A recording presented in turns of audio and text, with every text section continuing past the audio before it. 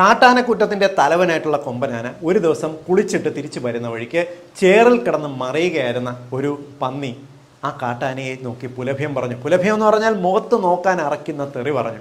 പക്ഷേ കാട്ടാന മൈൻഡ് ചെയ്യാതെ നടന്നുപോയി. കൂടെ നിന്ന എല്ലാ പന്നികളും ആ പന്നിയെ വാഴ്ത്തി. നിന്നെ ആ കാട്ടാനയ്ക്ക് ഭയമാണ്.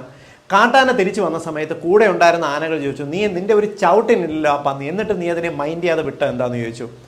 കാട്ടാന പറഞ്ഞു, എൻ്റെ ഒരു ചവിട്ടിനില്ല ആ പന്നി എന്നുള്ളത് എല്ലാവർക്കും അറിയാം. പക്ഷേ കുളി കഴിഞ്ഞ് ശുദ്ധിയായിട്ട് വരുന്ന ഞാൻ ആ ചെളിയിലുള്ള പന്നിയെ ചവിട്ടിക്കഴിഞ്ഞാൽ എൻ്റെ കാലാണ്, എൻ്റെ ശരീരമാണ് വൃത്തികേടാകുന്നത്.